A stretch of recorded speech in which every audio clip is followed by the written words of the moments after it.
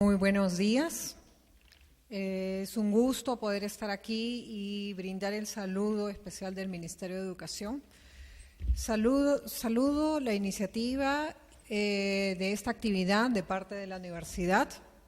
Es una inversión que hace la universidad en poder difundir el currículum nacional, ¿no? Y brindar un aporte a toda la comunidad. Entonces, esta primera parte es un poco contarles, ¿no? Se habla mucho de la implementación del currículum, pero ¿cuántos de nosotros conocemos el currículum nacional? ¿Cómo poder implementar algo que no conocemos?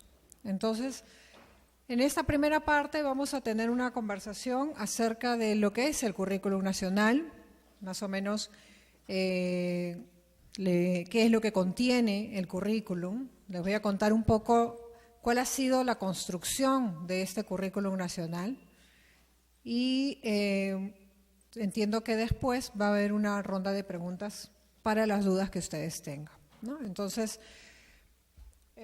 vamos a empezar. ¿Continuamos? ¿No? ¿Qué es el currículum nacional? Nosotros sabemos que el currículum es un documento. Es un documento que forma parte de toda una política nacional educativa, que ahorita se está implementando. Sabemos que el currículum se ha ido implementando o ha sido aprobado en el 2016, pero ha habido un trabajo anterior a esta publicación que ya yo les voy a ir detallando, ¿no? Que muchos de repente no conocen. Entonces partimos por decir que es un instrumento base de la política educativa, ¿no? Como les estaba comentando.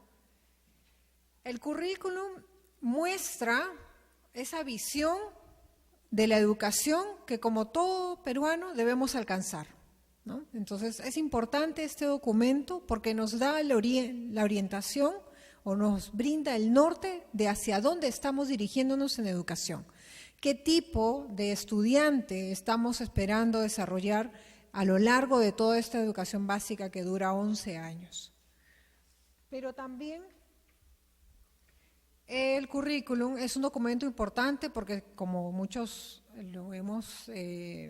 conocemos, la ley de reglamento de la Ley General de Educación lo menciona. Este documento contiene los aprendizajes que sí o sí todo estudiante debe alcanzar. Entonces, es un documento en el que vamos a encontrar, o que está alineado a la política nacional, donde encontramos ese norte, ¿no?, que se traduce en el perfil de egreso y donde vamos a encontrar los aprendizajes que sí o sí todos los estudiantes deben alcanzar. Este documento, o sea, cuando nosotros comenzamos a ver, es un documento que tiene vida solamente cuando la persona lo toma y lo hace suyo y lo trabaja en las aulas. Es así cuando el currículum se hace vivo. Ahora ustedes saben que el currículum va a tener una interpretación también de parte de los diferentes actores. Pero, como les vuelvo a repetir, ¿no? Es importante conocer primero el currículum para poder implementarlo, para poder apostar por todos estos cambios. Entonces, ¿qué características va a tener el currículum? Hay algunas características que hemos planteado, ¿no?, que van a, valga la redundancia, van a caracterizarlo. Una de ellas es que presenta el perfil de egreso, ¿no? El perfil de egreso es la visión común hacia donde apostamos todos que estamos metidos en la educación, y este perfil de egreso presenta aprendizajes. Son 11 aprendizajes que presenta el perfil de egreso, ¿no? Otra de las características es que va a incorporar los enfoques transversales. Estos enfoques transversales que se traducen en estas actitudes y valores que todos los ciudadanos tenemos que ir desarrollando y poniendo en práctica. No solamente es a nivel de los estudiantes, sino a nivel de todos los actores que conforman las instituciones educativas. Otra de sus características es que es un currículum por competencias, ¿no? Vamos a ir detallando también qué vamos a entender nosotros por competencia o qué es lo que nos plantea el documento como concepción de competencia. Cuenta con estándares de aprendizaje. Esta es una característica que antes no veíamos en los otros documentos curriculares, ¿no? Lo que sí, por ejemplo, en el DCN veíamos que había un enfoque también por competencias, pero no se hablaba de estándares de aprendizaje. Entonces, esta es una característica propia de este currículum nacional. Y también vamos a ir detallando, profundizando características que entendemos también por estándares de aprendizaje. Plantea una evaluación formativa, ¿no? Nosotros, por las características del sistema educativo por lo que hemos sido formados, venimos de una evaluación más punitiva, ¿no? Esta evaluación formativa presenta características que le dan una mirada nueva, una evaluación, como muchos ya lo han escuchado, una evaluación que está muy ligada a la planificación, una evaluación que tiene como característica acompañar al estudiante en el desarrollo de sus competencias. Otra característica es que propone la diversificación entendida como esta bajada del currículum hacia las características de los estudiantes, hacia las características del contexto donde se desarrollan los estudiantes. Y por último, es un currículum, un documento que presenta orientaciones para el desarrollo de las competencias, ¿no? Entonces, estos a grandes rasgos las características de este documento. Es interesante también invitarlos a ustedes a que puedan hacer comparación de los documentos curriculares anteriores, para que ustedes también puedan identificar estas características que se les propone, pero también cuáles son las continuidades de los documentos curriculares que tenemos en el país, ¿no? Muchos se preguntan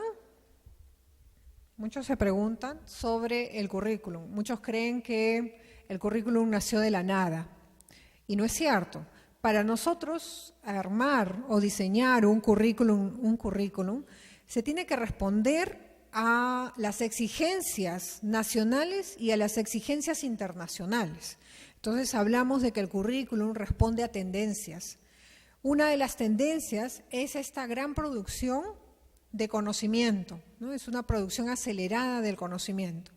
Antes, por ejemplo, nosotros cuando hemos estado en el colegio, ¿cuántos planetas teníamos entendido que existían? ¿Cuántos planetas?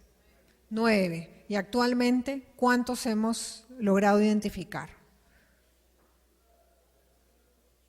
8, ¿no es cierto? Porque el último planeta mencionan que no presenta las características de estos 4 últimos planetas, ¿no? Entonces, el conocimiento, ¿qué quiero decir con este ejemplo? Que el conocimiento va cambiando.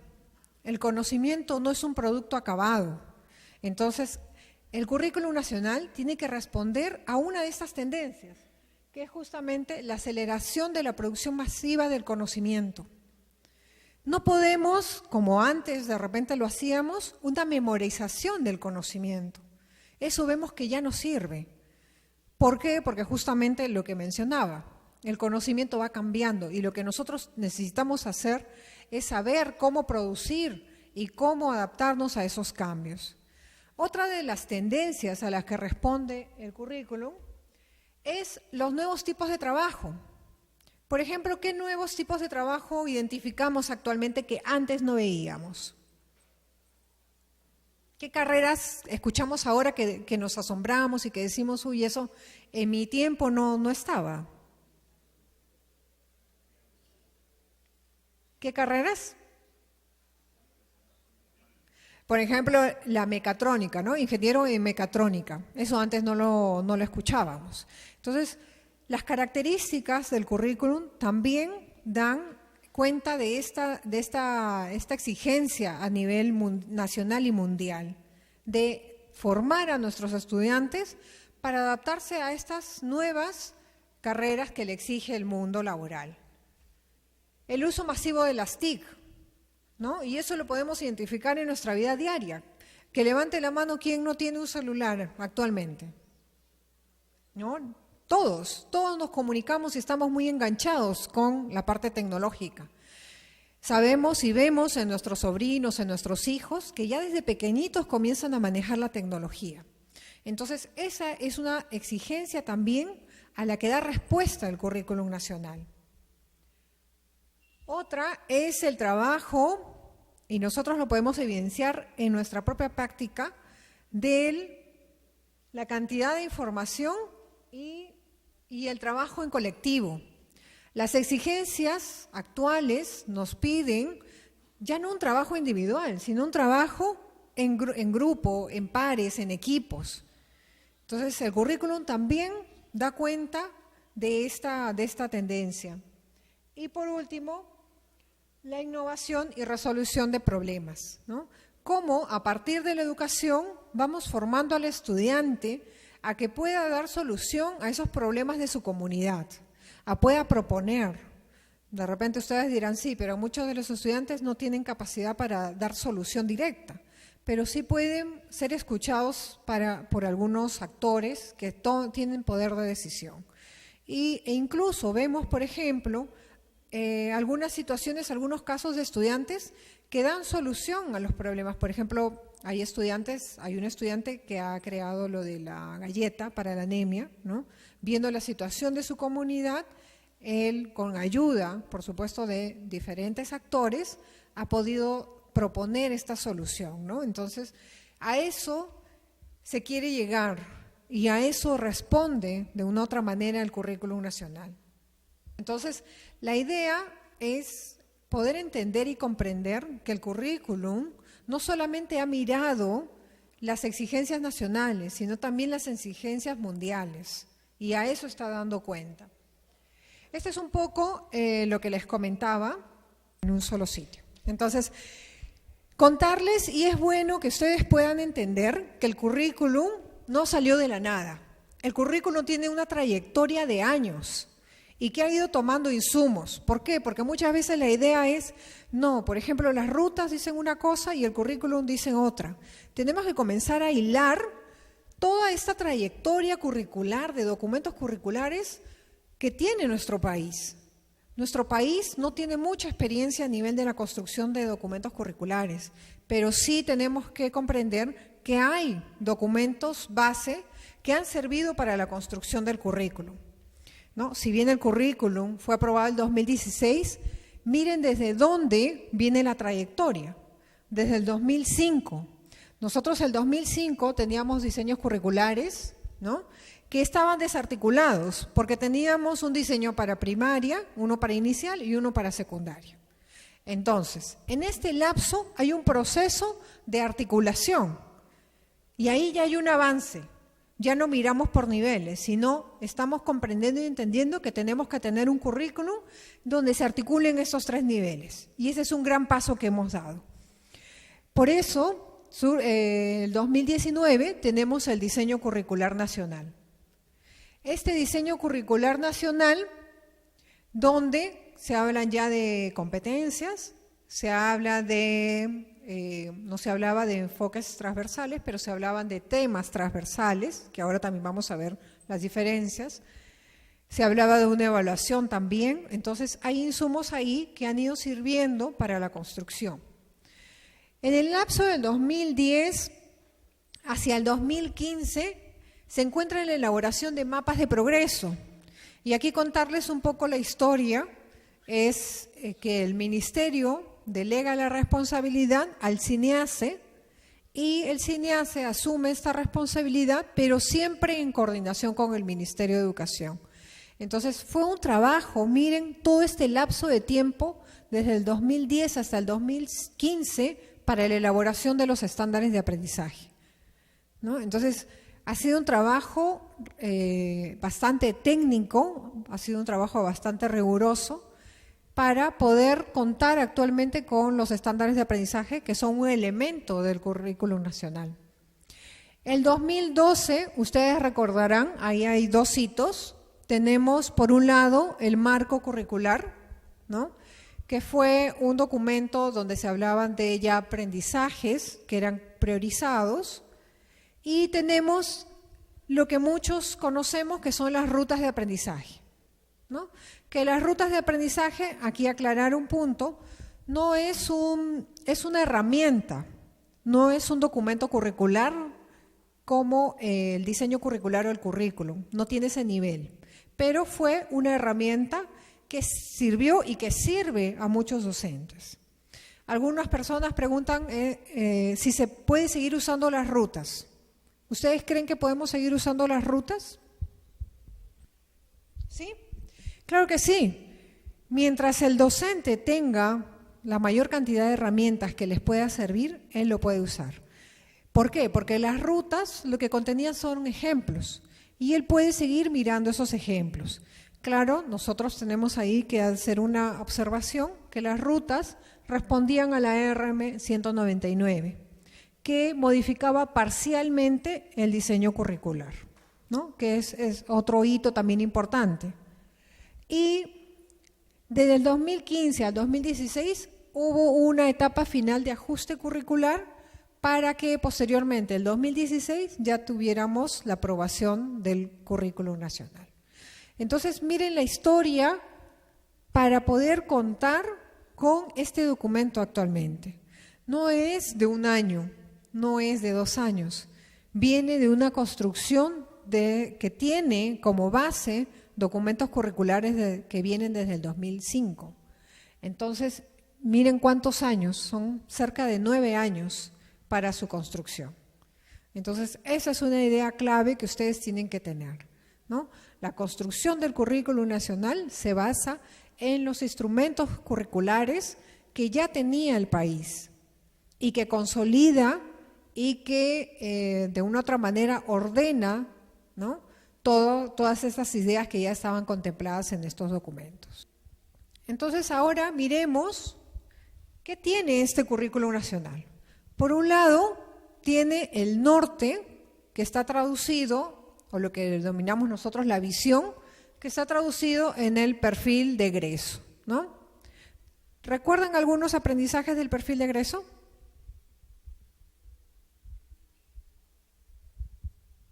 Son 11, ¿no? No necesariamente el nombre, pero algunos que estén relacionados a ciencia, por ejemplo, ¿no? ¿Recuerdan a quién más? Indagación, ¿no es cierto? Muy bien. A comunicación, ¿no? Entonces, ahí vemos que son estos 11 aprendizajes que conforman el perfil de egreso. Y acá hay un reto. Muchas veces miramos el perfil y lo dejamos de lado. El reto para nosotros es saber y ver cómo hacemos que en el día a día el perfil de egreso esté presente en cada actividad del docente. Porque mientras el docente que hace comunicación tiene que saber que esa acción que está haciendo, que esa situación de aprendizaje, que esa mirada del desarrollo de la competencia de escritura, por ejemplo, lo está llevando a algo mucho más grande, que es el perfil de egreso. Entonces ahí tendremos que pensar como directores, como especialistas, cuáles son esas estrategias que vamos a ir implementando para que no se pierda o no se deje de lado el perfil, ¿no? Entonces todo lo que hacemos desde el ministerio, desde las direcciones regionales, desde las unidades de gestión educativa, desde las instituciones, tienen que tener este norte. Un especialista me decía, Carmen, entonces la solución es que mande a hacer gigantografías y en los colegios podamos pegar el perfil de egreso. No solamente esa es la única solución, ¿no? Tendríamos que ver cómo es que esto no se queda solamente en una pantalla, sino cómo realmente el docente puede hacer esa conexión entre las actividades que está haciendo diariamente y la visión común. O sea, hacia eso estoy aportando. Desde yo como docente de ciencia y tecnología, como desde mi área, desde las acciones que estoy haciendo, estoy mirando, que estoy apuntando y estoy aportando a esto que es mucho más grande. Entonces, ese es un reto compartido, que tenemos que ir mirándolo desde el ministerio y de diferentes instancias. Este perfil de egreso sí es una característica del currículum nacional, en los otros documentos curriculares no los presentaba. Y aquí, por ejemplo, se caracteriza ese estudiante que queremos al final de la educación básica. Un estudiante que se reconozca como una persona valiosa, un estudiante que propicie la vida en democracia, que sepa sus derechos y que respete los derechos de los otros, que cumpla sus deberes, que practique una vida activa y saludable, que sepa reconocer los alimentos que a él lo ayudan y alimentos que de repente le hacen daño. Que practique deporte, ¿no? Como también un hábito ya de vida. Que aprecie manifestaciones artístico-culturales y cree proyectos artísticos con toda la riqueza que nosotros en el país tenemos. Que se comunique en su lengua materna, en castellano como segunda lengua y en inglés. Que indague y comprenda el mundo natural y artificial, la indagación como un proceso transversal. Que interprete la realidad y tome decisiones con conocimientos matemáticos. Que gestione proyectos de emprendimiento económico o social. Que aproveche responsablemente las TIC, ¿no? Sabemos que todos los estudiantes, o un gran porcentaje de ellos, tiene acceso a las TIC, pero ¿cómo lo aprovecha? ¿No? Entonces, ahí tenemos que ver en cada una de las actividades cómo también insertamos las TIC para un mejor uso. El desarrollo de procesos autónomos de aprendizaje en forma permanente. Queremos estudiantes autónomos. No queremos estudiantes que dependan y que en todo momento estén exigiéndole al docente si está bien lo que hace o no está bien, ¿no? Y que tenga una continuidad, que él tenga un motivo de seguir aprendiendo continuamente. Y queremos estudiantes que comprenden y aprecien la dimensión espiritual y religiosa, ¿no? Entonces, es un perfil que involucra muchos aprendizajes y hacia dónde estamos apuntando. Hacia el final de la educación básica. Y este es el compromiso que nosotros estamos asumiendo hacia la sociedad, porque a la sociedad le estamos diciendo, te estamos entregando un estudiante con estas características, ¿no? Eso es en cuanto al perfil de egreso. Otra de las características que tiene este currículum nacional es que presenta los enfoques transversales. ¿Recuerdan algunos enfoques? De derechos. Orientación al bien común, intercultural, muy bien. Ahí la UGEL 15 está, pero en A de ella. Entonces, los enfoques transversales es una apuesta y es un reto. ¿Por qué digo que es un reto? Porque la exigencia es que los enfoques transversales, como les decía, no sean solo puestos en práctica a nivel de la institución educativa, sino que sean puestos en práctica por todos los actores educativos, desde Ministerio, DRE, UGEL, institución educativa. Entonces, por eso es un poco el reto, mirando también el contexto en el que estamos, ¿no? Con tantas noticias que nos están llegando. ¿Qué son finalmente los enfoques transversales? Son fuentes de valores y actitudes, ¿no? Que se ponen en práctica o que se van a evidenciar en las acciones que nosotros tenemos en el día a día. Requieren de una consistente y constante acción formativa, por eso les decía, es un reto porque no solamente es de la institución, sino de los diferentes actores, de la comunidad, de las familias. ¿Por qué se han incluido? Porque responden a problemáticas sociales actuales. La contaminación, ¿no? Es una problemática actual y es una problemática que a todos nos está afectando. Y que esto es importante que ustedes también lo conozcan, los enfoques transversales tampoco nacen de la nada, responden a los principios que están establecidos en la Ley General de Educación. Estos principios de calidad, de ética, de equidad, de democracia, ¿no? Entonces, los enfoques transversales son o se concretizan o se visualizan en prácticas. No son temas, no son conocimientos, no es que yo voy a decirles hoy día voy a trabajar el enfoque de derechos. El enfoque de derechos se hace en práctica en la institución, en la interacción que tiene el estudiante con el otro estudiante, que tiene el docente con el estudiante, que tiene el director con sus docentes, que tiene el director con sus padres de familia. Eso es lo que se quiere vivenciar en las escuelas a nivel de los enfoques transversales.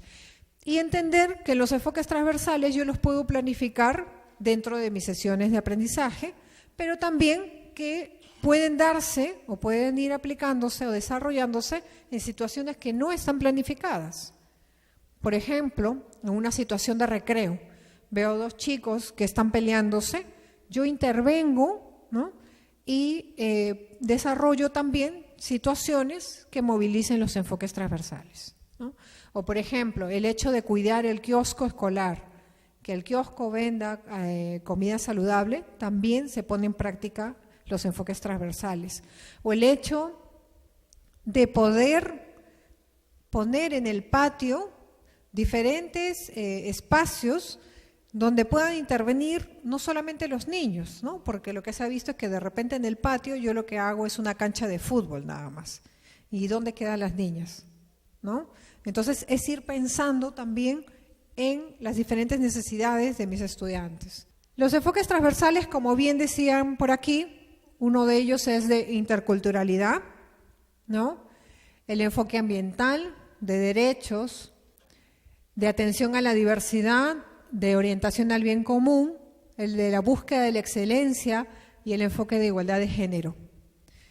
El enfoque de igualdad de género, que es uno de los enfoques que más controversia ha ocasionado, ¿no es cierto? Otra de las preguntas que nos hacen es,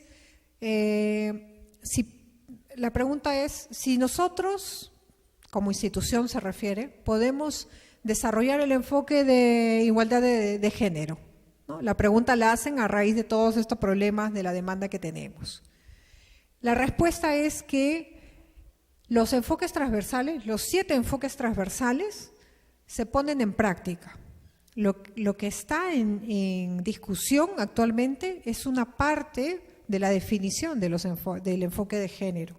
Entonces, eso no invisibiliza, no implica que no se apliquen los enfoques transversales, ¿no? Uno de los, o dos de los enfoques como novedosos es el inclusivo, la orientación al bien común y la búsqueda de la excelencia, ¿no?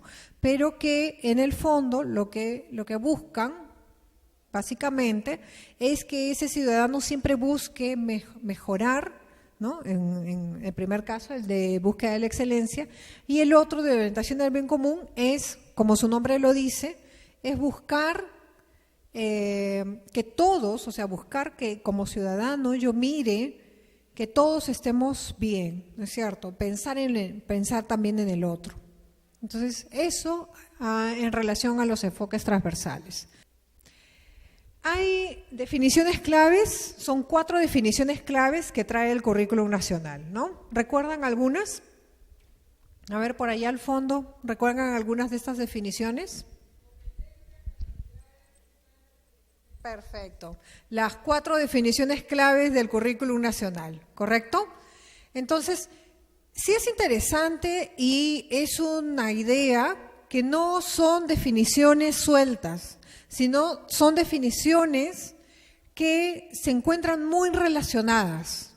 Son definiciones que ya, por ejemplo, desde el diseño curricular veníamos trabajando, la definición o el término competencia, el término capacidad, ¿no? No hablábamos, como le vuelvo a repetir, de estándares y ahora los vamos a ir mirando con un poco más de profundidad. Entonces, hablamos de la competencia como una facultad que tiene una persona. Y ustedes se han preguntado por qué se ha definido como facultad de la persona.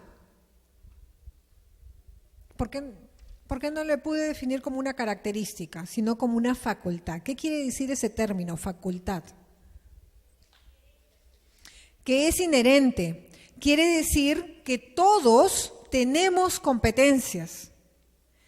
Todos tenemos esta competencia. Lo que tenemos que hacer a nivel de institución, a nivel de hogar, a nivel de la comunidad, es generar las condiciones para que se desarrollen esas competencias. Todos tenemos la capacidad para poder desarrollarlas. Eso es lo que nos quiere decir, ¿no? Porque a veces decimos, no, pero este estudiante no puede. Todos pueden, si les brindamos realmente las condiciones. Entonces, esa palabra es importante. Es la facultad que tiene una persona, y aquí, de combinar un conjunto de capacidades, ¿no? Es importante eso. Cómo frente a una situación yo combino todas las capacidades que tengo para poder resolver esta situación. En un ejemplo claro, cuando estamos en una piscina, ¿correcto? ¿Qué hago yo, por ejemplo, para trasladarme estando ya en el agua, de este punto al otro punto? ¿Qué haría? A nivel de movimientos corporales. Braceo, pataleo, respiro, ¿no es cierto? ¿Qué más? Me concentro, ¿no es cierto? Yo pongo en juego todo lo que ustedes dicen para poder llegar a una meta, que es trasladarme de aquí hasta allá, hasta el punto final, ¿no? Y nosotros sí, lo comenzamos a ver en diferentes situaciones, todos movilizamos capacidades para resolver. Por ejemplo, necesitamos mandar un oficio a la UGEL, ¿no? Se movilizan las diferentes capacidades que tenemos para poner en juego la competencia de escritura, por ejemplo. Entonces, en todo momento nosotros también vamos poniendo en juego nuestras competencias. Lo que tenemos que saber es cuál es el nivel de nuestra competencia, ¿correcto? Entonces, eso con respecto a la competencia. Y acá hay un punto importante. Dice, actuando de manera pertinente y con sentido ético.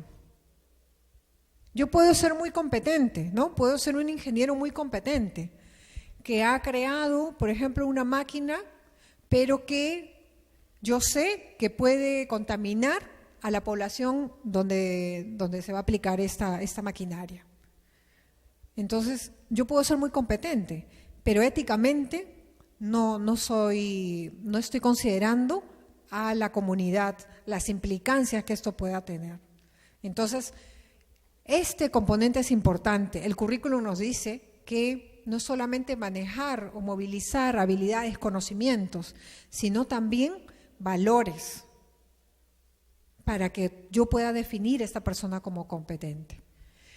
Las capacidades han sido definidas como recursos y estos recursos que involucran conocimientos, que involucran habilidades y que involucran actitudes. Para actuar de manera competente, ¿no? Estas capacidades suponen operaciones menores implicadas en las competencias, que son operaciones más complejas, ¿no? Nos está diciendo que la competencia en su conjunto es una operacionalización más compleja que la capacidad y que la competencia involucra esta movilización de las capacidades, ¿no? Hablamos también, y aquí es importante, los estándares de aprendizaje son descripciones del desarrollo de la competencia. ¿Qué quiere decir esto? Y aquí un punto también, una idea clave. Nosotros tenemos una gran ventaja. Tenemos, por ejemplo, en la competencia de indagación, tenemos que esta competencia va desde inicial, primaria y secundaria. Es la misma competencia, ¿no?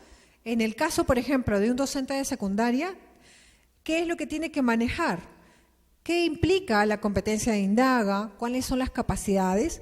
Pero también, y aquí es importante, el nivel de complejidad para cada ciclo de la educación básica. Y a eso se refieren los estándares de aprendizaje, esas descripciones del desarrollo de la competencia. No es lo mismo el desarrollo de la competencia de un estudiante de primer grado a un estudiante de quinto grado de secundaria. El nivel de complejidad para este estudiante de quinto va a ser mayor, ¿correcto? Y a este estudiante de primer grado va a tener un nivel de complejidad, pero considerando las características de este estudiante que se encuentra en primer grado. Entonces, nuevamente, los estándares nos van a definir el desarrollo de la competencia en niveles, ¿no? Y estos niveles están asociados a los ciclos de la escolaridad y respectivamente a los grados de esos ciclos, ¿no? Y la otra definición son los desempeños, que, como bien lo dice el currículum, son descripciones específicas de las acciones que realizan los estudiantes, ¿no? Ilustran algunas actuaciones de los estudiantes cuando demuestran el desarrollo de una competencia. Y aquí la idea importante es que no podemos, o sea, un desempeño no me da cuenta del desarrollo de la competencia. Y me explico. Un solo desempeño no solamente me da cuenta del desarrollo de la competencia, es el conjunto de desempeños que me dan cuenta del nivel de desarrollo de esa competencia. ¿Correcto? Los estándares de aprendizaje y los desempeños, y en su conjunto las capacidades y las competencias, lo que nos ayudan es a determinar cuáles son esas necesidades de aprendizaje de mis estudiantes. No sé si a ustedes les ha pasado, pero por ejemplo en la práctica decíamos, yo sé que algo le falta a este estudiante, pero no sabía definir qué era eso. Ahora yo puedo definir que, por ejemplo, mi estudiante no logra todavía plantear preguntas donde establece relación causa-efecto. Eso es lo que me ayuda a ir mirando los estándares de aprendizaje y en su conjunto toda esta descripción y este armado, ¿no? Los estándares de aprendizaje tienen esta visión de progresión. Yo voy avanzando en niveles de progresión cada vez más altos, ¿no? Y me ayudan también a ir determinando el nivel de desarrollo de la competencia de mi estudiante. ¿Para qué? Para poder ayudarlo a avanzar hacia niveles superiores. ¿Correcto? Va desde el nivel 1 hasta el nivel 7, contando con un nivel llamado destacado. Y aquí la idea importante es entender que el aprendizaje es un continuo. Nosotros no dejamos de aprender. No es que el estudiante deja de aprender cuando termina la primaria o cuando termina la secundaria. Él sigue aprendiendo a lo largo de la vida, ¿no? ¿Qué es lo que sucede también con nosotros? Nosotros hemos terminado la formación y hemos seguido estudiando, hemos seguido perfeccionando. Algunos hemos estudiado maestrías, doctorados, y el aprendizaje continúa. ¿Dejamos de aprender cuándo? ¿Cuándo dejamos de aprender? Cuando dejamos, ¿cómo es esto? Cuando dejamos de existir, ¿no es cierto? Hasta el último día nosotros seguimos aprendiendo. Y la otra idea importante también es que el aprendizaje es diverso. Yo tengo estudiantes en mi aula que tienen diferentes niveles de aprendizaje. Esa es una idea potente cuando hablamos también de los estándares de aprendizaje. No todos mis estudiantes son iguales. Cada uno de ellos tiene un nivel de desarrollo de la competencia distinto. Lo que sí hay que preocuparnos es cuando en un aula, por ejemplo, de 6º grado, yo tengo estudiantes con nivel 1, por ejemplo, ¿no? Que se da en muchas situaciones. Dentro del currículo y de los programas, ustedes van a ver, por ejemplo, el área de personal social, el ciclo 5, la competencia convive y participa, las capacidades que moviliza esta competencia, el estándar descrito para este ciclo, que comprende ¿qué grados? 5º y 6º de primaria, ¿no es cierto? Y los desempeños, tanto para 5º como para 6º de primaria. Como les vuelvo a repetir, los desempeños tenemos que mirarlos en su conjunto. Y también lo que quería contarles un poco era de la implementación del currículo. Ustedes han podido revisar la normativa, la 024, que es la que orienta la implementación del currículum, donde se establece que el currículum nacional se implementa en el 100% de las instituciones educativas, ¿no es cierto?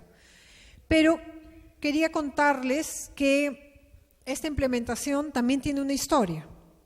La implementación, si bien el currículum se aprobó el 2016, la implementación del currículum viene el 2017. El 2017 se inicia la implementación en instituciones de educación primaria, instituciones focalizadas, ¿no?, de educación primaria. Y aquí es donde comienza la implementación. El 2018 se incrementó el número de instituciones de educación primaria, se hizo una piloto inicial y en algunas instituciones de EIB también, ¿no?, de primaria rural. Entonces se ha ido implementando desde el 2017 hasta el 2019, que ya la implementación se va a generalizar, ¿no? Otra de las cosas es también contarles que en el 2017, por ejemplo, tuvimos un trabajo con especialistas de las 26 regiones para dar a conocer el currículum nacional, ¿no? En el caso, por ejemplo, del nivel primaria, ha venido haciendo acciones para el nivel, pero que si bien en una institución, por ejemplo, que tiene niveles de inicial y secundaria, podemos comenzar a tomar esta experiencia que ha tenido el nivel de primaria para que nos ayude también en la implementación, ¿no? Igual, también como especialistas tendríamos que ir mirando cuáles son esas acciones que se han ido trabajando desde el nivel primaria para ir generalizándolas hacia los otros niveles y las otras modalidades también, ¿no? Porque nosotros no solamente tenemos educación básica regular, tenemos educación básica especial y educación básica alternativa. Y esa es otra de las características también de nuestro currículum. Respondiendo a la Ley General de Educación, este currículum es para las 3 modalidades, ¿no? No es solo para la educación básica regular. Y eso es importante reconocerlo. Entonces, en el caso de la implementación del currículum nacional, estamos haciendo una apuesta. Esta implementación está apostando por un cambio en la cultura escolar. Nosotros revisamos algunas investigaciones y muchas dicen que para generar cambio tenemos que cambiar justamente esta visión compartida de la institución. Si la institución está desunida, si tiene cada uno un objetivo distinto, es muy difícil generar cambios en ella. Entonces, cuando hablamos de cultura escolar, hablamos de una visión compartida, hablamos de vivencia de valores y actitudes que están referidos a los enfoques transversales, a poner en práctica los enfoques transversales, en el espacio de reflexión y aprendizaje, ¿no? Considerar que todos los integrantes de la institución educativa aportan a mi institución y que todos traen un bagaje de aprendizaje, que ese aprendizaje es importante para la institución, ¿no? De reconocer la importancia de cada uno de los integrantes de la institución. Entonces, este cambio en la cultura escolar sí o sí se va a dar solamente si miramos 2 cambios, en las prácticas de gestión y en las prácticas pedagógicas. En las prácticas de gestión, ¿qué cosa tendríamos que cambiar? Es mirar o virar de una visión institucional compartida y consensuada, basada en necesidades de aprendizaje y características del contexto. Nuestro objetivo, como les volví a repetir, son los aprendizajes de nuestros estudiantes. Todos aquí, los que estamos aquí presentes, estamos mirando ese objetivo, ese perfil de egreso. Así, ¿cómo ayudo a mi estudiante a alcanzar ese perfil de egreso? Entonces, la visión que tiene que tener la institución educativa no es una visión enfocada más a aspectos administrativos. O sea, los aspectos administrativos son importantes, pero ellos tienen que ayudarnos a tener un solo objetivo, que es mejorar los aprendizajes de mi institución educativa. Esa es la visión que tiene que compartir toda la institución. La otra es la convivencia escolar, una convivencia que esté basada en el respeto, donde se ponen en juego los enfoques transversales, donde el director respete a sus docentes, donde el docente respete a su compañero, donde el docente respete a los padres, a los estudiantes, al personal administrativo, al personal de apoyo, ¿no? Entonces, es un cambio a nivel de toda la institución educativa. Un acompañamiento pedagógico centrado en el aprendizaje. Queremos que el director, o estamos apostando porque se dé un cambio en que el director pueda acompañar a sus docentes y no estas visitas que hace a las aulas no sea solamente como una exigencia, ¿no? Sino que tenga como objetivo poder acompañar y poder mejorar las prácticas de sus docentes. Escuelas abiertas que dialoguen con las comunidades, ¿no? Y comunidades de aprendizaje. Cuando hablamos de comunidades de aprendizaje, hablamos de grupos fortalecidos, donde los docentes puedan sentarse y puedan ir intercambiando sus aprendizajes, pero también puedan fortalecer, donde a partir de las gestiones que puede hacer la misma institución, se puede atraer a otras personas externas, expertas en algún tema, que puedan fortalecer a la institución educativa. Por ejemplo, este es un espacio que se debería aprovechar, ¿no? el vínculo con la universidad, de poder generar estos lazos que los ayuden a ir determinando, identificando un potencial que por ahí con las que las instituciones se puedan ir fortaleciendo. Entonces estamos apostando por estas 4 o 5 características de las prácticas de gestión, pero también estamos apostando por cambios en las prácticas pedagógicas. Estamos apostando por que las planificaciones sean consensuadas, sean planificaciones que respondan a las necesidades y características e intereses de los estudiantes, que respondan a las características del contexto también. Que en las prácticas pedagógicas se pueda ver un clima de confianza, ¿no? Donde el estudiante pueda sentirse en un ambiente cálido para su aprendizaje, que no tenga temor a equivocarse. Unas prácticas pedagógicas donde la mediación sea la adecuada, ¿no? La interacción entre docente y estudiante. Donde haya una práctica de evaluación formativa orientada al desarrollo de aprendizajes más que a una práctica punitiva, como les comentaba. Y al uso de diversos espacios para generar experiencias de aprendizaje. Muchos docentes nos centramos solamente en el aula como un espacio de aprendizaje cuando tenemos espacios fuera del aula que también podemos aprovechar, ¿no? Y esto en la mira de poder alcanzar el perfil de egreso, ¿no?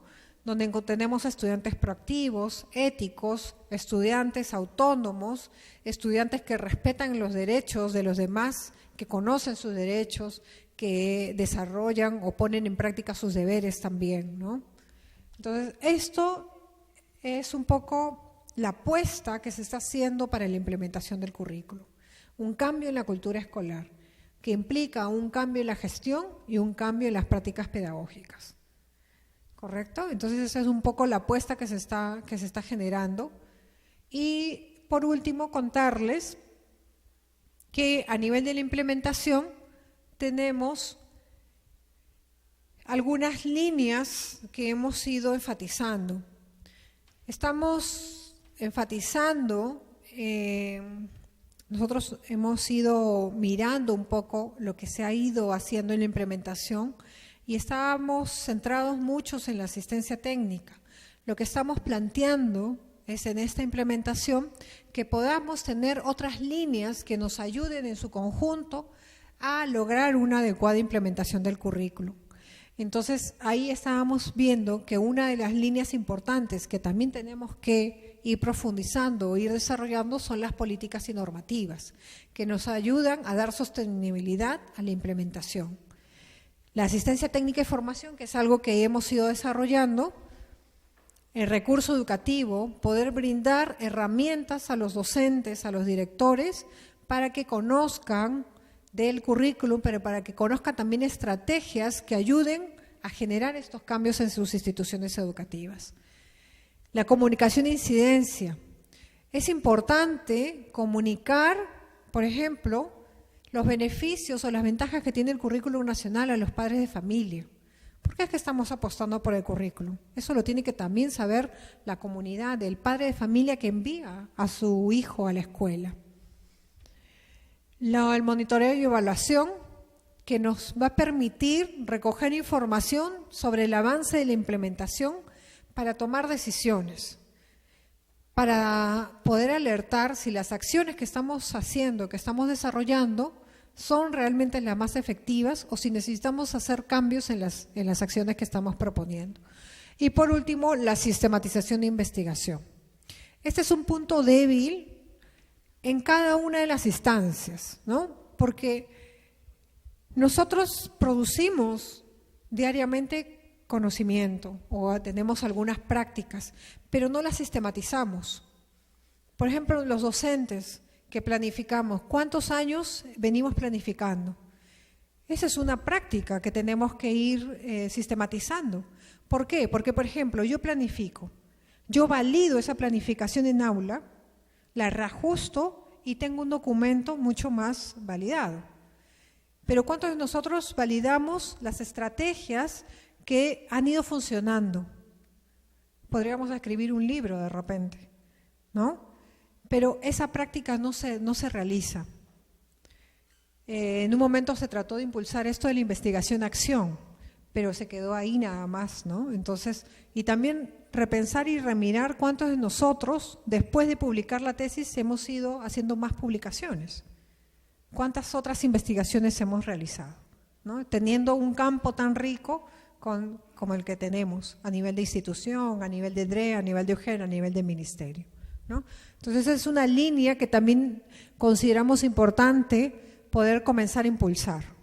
Entonces estas son las 6 líneas que se van a considerar a nivel de la implementación del currículum, apostando, como ustedes ven, hacia este lado, a largo plazo, al desarrollo de un estudiante con estas características que plantea el perfil de egreso, con estos 11 aprendizajes, ¿no? Entonces, todas las acciones que vamos realizando están apuntando al logro de este perfil.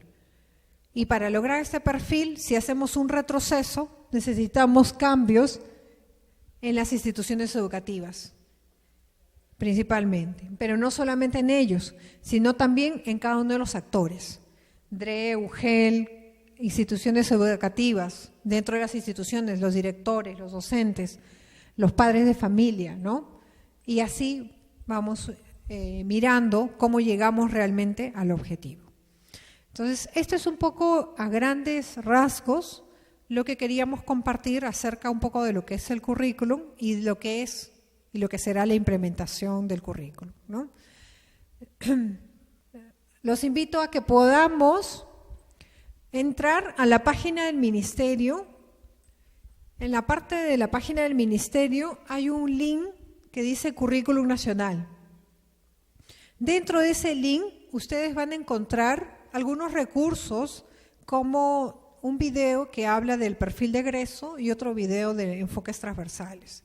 Entonces los invito a que también puedan mirarlo. También puedan visitar la página de Mejores Peruanos por Siempre, donde están colgados los recursos como las guías de planificación que ya han sacado inicial, primaria, secundaria. Entonces, hay bastantes herramientas que se ponen a disposición. Lo que hemos podido evidenciar es que no llegan a los usuarios, ¿no? Hay un desconocimiento de estas páginas y de estos recursos. Entonces yo los invito a que ustedes puedan visitar estas páginas y que puedan hacer uso de estos recursos, ¿no? Hay en este link de Minedu, de Currículum Nacional, hay un apartado también que dice preguntas frecuentes, donde ustedes pueden entrar y acceder a esas preguntas, ¿no? Entonces, la implementación no es un trabajo de una instancia nada más. La implementación es un trabajo de las diferentes instancias y de cómo nosotros comencemos a apostar por los beneficios que pueda traer el currículum nacional. Recordemos que el currículum nacional tiene una vigencia también de 5 años, ¿no? Estamos al 2021, tendríamos que pensar en una reformulación del currículum, ¿no?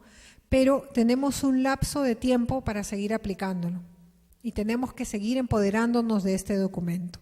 El enfoque por competencias es una continuidad que se está dando. Se habla de competencias ya desde muchos años atrás y a nivel mundial, ¿no? Entonces, ahí tenemos que ir mirando estos aspectos y vuelvo a repetir, los invito a que podamos revisar la página del Ministerio y empaparnos de ellos, ¿no? Hay un curso virtual de Currículum Nacional que ha sido dirigido para directores y docentes y especialistas a nivel nacional. Ya se hizo la primera convocatoria, pero durante el año van a continuar las convocatorias. Entonces, para las personas, los directores, los docentes y los especialistas que aún no la han llevado, los invito a que puedan revisar la página del Ministerio y estar atentos a esta convocatoria que va a lanzar para el segundo curso de este año de Currículum Nacional, ¿no? Asimismo, también hay cursos dirigidos para primaria en esta oportunidad de planificación y evaluación. Entonces, hay bastantes recursos que están a su disposición. Lo que los invito es a hacer uso de estos materiales, ¿no? En provecho de nuestro actor principal, que son los estudiantes. ¿no? Muchas gracias.